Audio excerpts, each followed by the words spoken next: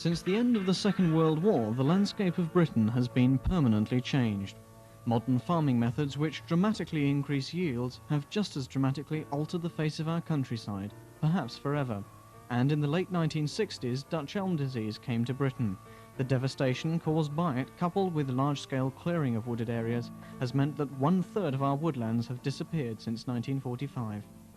With shortages of money and labour at the County Planning Office, whose job it is to look after Warwickshire's woodlands, and on the farms where the work had to be done, by the late 1970s help was urgently needed from voluntary groups to try to halt the decline.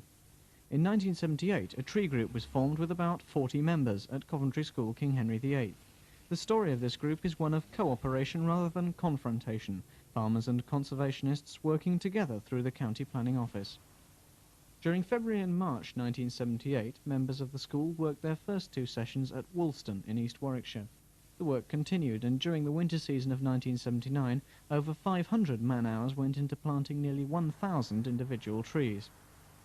Tree planting was a high priority in the group's early years in an attempt to help replace some of the estimated 1 million trees which had been lost in Warwickshire alone through disease, high winds and so on.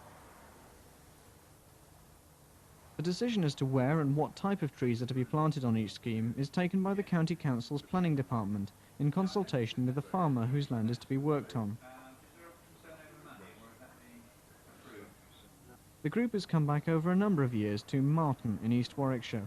During March 1979, 2 sessions went into planting 80 young trees in the corner of a field, and these had to be checked the following summer. A lot of work has gone into several different phases of the woodland scheme at Barrett's Cottage Farm. From February 1981 through to March 82, the group worked 11 sessions clearing the undergrowth from a 4-acre wood. The dead elms which had made up the wood were felled by contractors. Then the group replanted the area with 200 mixed young trees. Since then, a further 600 have been planted on the site.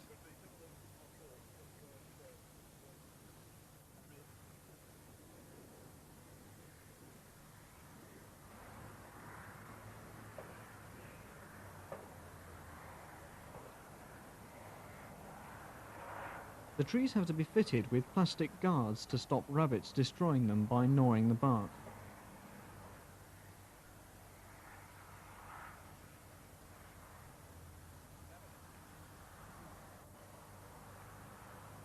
In its first 5 years, the King Henry VIII Tree Group has planted some 4,000 trees, working 130 sessions on 25 acres of woodland spread right across Warwickshire. Of these, the most time-consuming has been at Radford Semele. The site is alongside what is now part of the Grand Union Canal, a popular location with walkers and fishermen. When the group came to the wood, which runs beside the canal towpath, it was so overgrown that British Waterways wanted to use it as a dumping area for sludge. Since September 1979, the group has spent 25 sessions working at Radford. Most of this work involved clearing the undergrowth and then replanting the wood with young trees. But undergrowth quickly returns, and so members of the group frequently come back to keep it under control. The trees are planted as standards, which are around 6 to 8 feet high, whips of between 3 and 5 feet, or as transplants from 12 to 18 inches.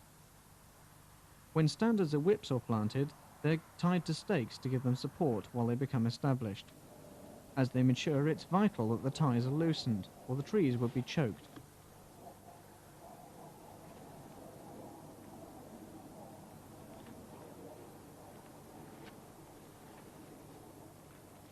Surprisingly, perhaps, nearly all of the small wooded areas in Warwickshire were deliberately planted, either for timber or to provide cover for game, and so traditionally woodland has had a value over and above the effect it has on improving the landscape.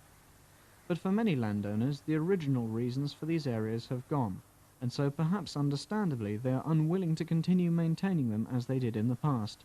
Woodland does need continuing care for its preservation, and so the emphasis in the work carried out by the group after 1979 was shifted. At first it might seem odd that a conservation group should spend so much of its time cutting things down, but that is exactly what a lot of woodland management involves. In the long term, the conservation of many of Warwickshire's woodlands depends on the clearing of undergrowth and other regular care. The farm at Hatton House near Warwick employs 3 full-time workers to tend between 600 and 700 acres. Like many country houses, it has a driveway which was originally planted with ornamental trees, but when the group was asked to help, the trees had not been touched since the Second World War. The work that was carried out here in 1983 and 84 is typical of the woodland management the group undertakes. Again, to make way for new trees, the undergrowth must be cleared out by hand. It's always a pity to have to cut down trees, but this one was completely dead and so overgrown with ivy that it had to be removed. It was only through success in a number of competitions that the group was able to buy a chainsaw to help with some of the very heavy work.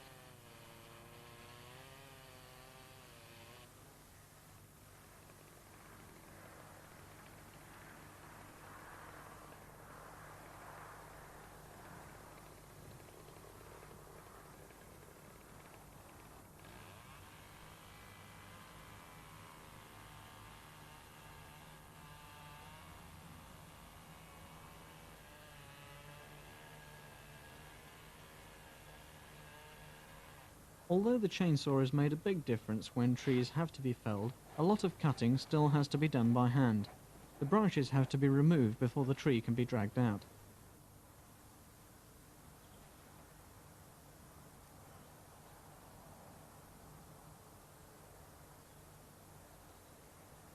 Chris Holland is leader of the King Henry VIII tree group. I hope that one day woodland will be assessed purely on its ecological importance and treated accordingly. At the moment, that day seems far off, and for the present, the best hope of conserving what remains appears to be through traditional woodland management, so maintaining its value to the farming community. Given the shortage of farm labour, I think it may well be that this work will be increasingly carried out by conservation groups, such as our own.